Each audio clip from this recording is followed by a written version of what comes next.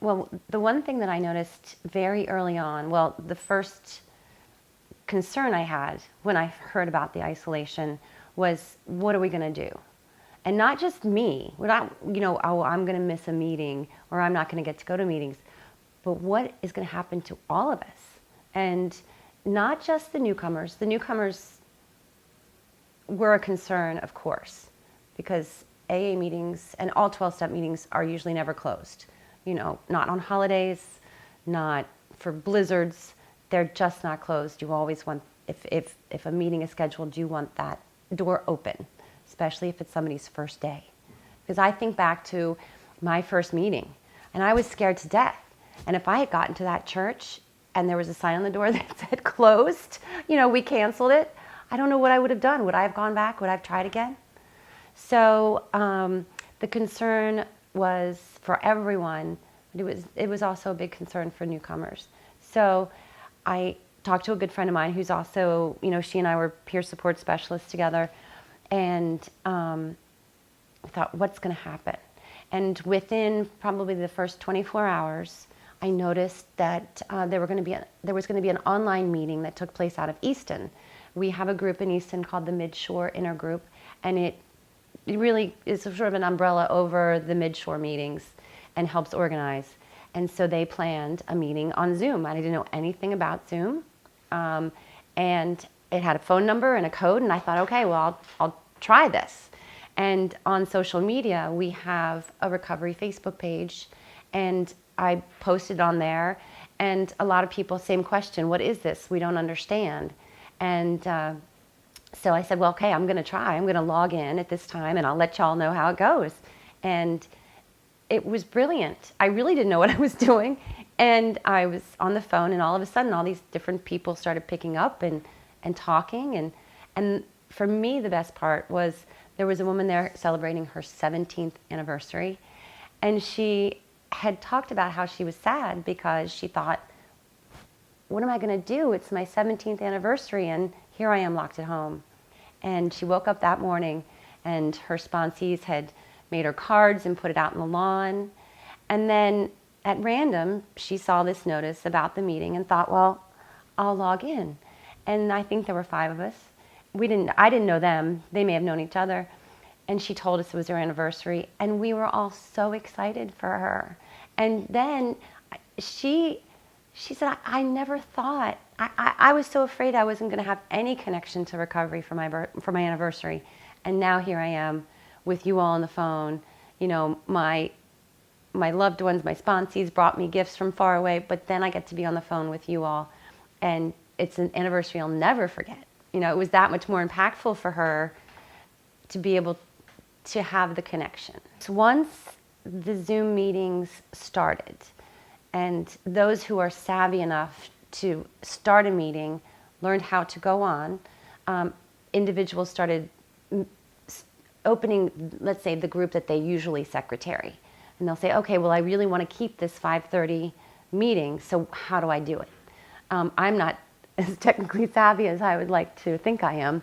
So I didn't try it myself. I was very grateful for the people who did. So it started out, okay, well, hey, we're going to have the 5:30 Wednesday meeting. Well, that's exciting, and that's in Chestertown. And then it was, okay, well, I'm going to do this one. And so did the 8 o'clock or the 7 a.m. And all of a sudden, a lot of them were popping up. And we have a club here in Chestertown called the Alano Club, where a lot of meetings are held. And so the folks at the Alano Club wanted to do that too, because they wanted to keep, again, that schedule going, because they didn't want someone to show up, maybe for their first time, and not have access. So from what I understand from Zoom, I think it's free up to 40 minutes.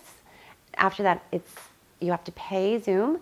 So someone was kind enough, and I don't know who it was, to pay for the Alano Club to have a Zoom account, so that we didn't have to go into our coffers to try to pay for the Zoom meetings. So now we have the Alano Club meetings, and the meetings that were off of that site at a lot of the local churches can have their meetings at their specific time. So because a lot of people have home groups, and for people who aren't in recovery, it's the group that you attend the meeting that you attend the most regularly, to become bonded. But there's international meetings. There are Maryland meetings.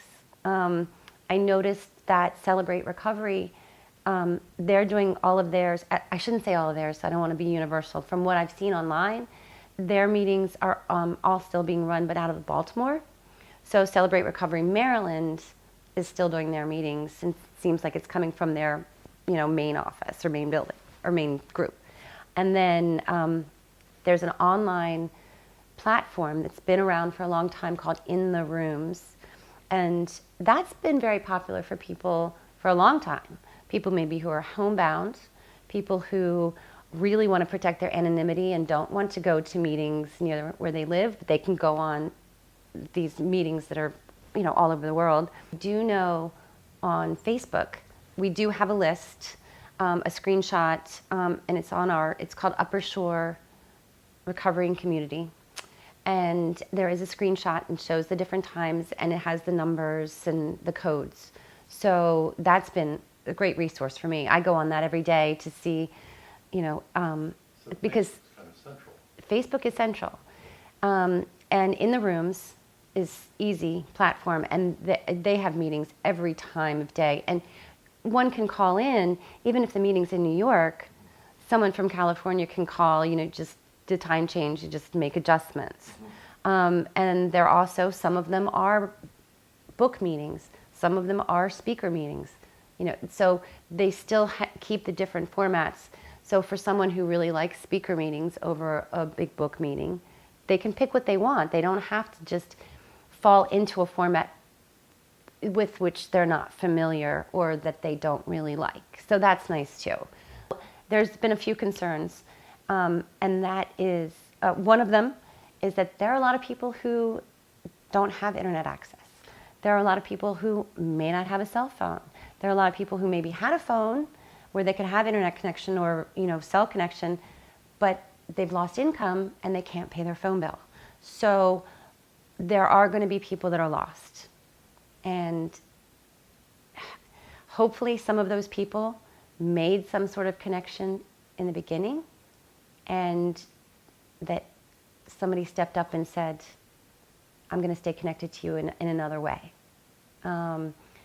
It only takes two people to have a meeting, no matter what it is. Overeaters, gambling, whatever it is, it only takes two people. But the other person has to get there, and the other person has to know that that person needs help. So that's an issue. And can we fix that one? That's boots on the ground fixing. The other thing I read the other day is that apparently in Los Angeles, there's a large deaf community, and they have, someone wrote, I think it was 12 meetings in the Los Angeles area where they have American Sign, ASL, right? American Sign Language, someone at every meeting to interpret, and that there was a worry that there weren't going to be as many people in the deaf community who could stay connected. So my thought immediately was, well, you know what?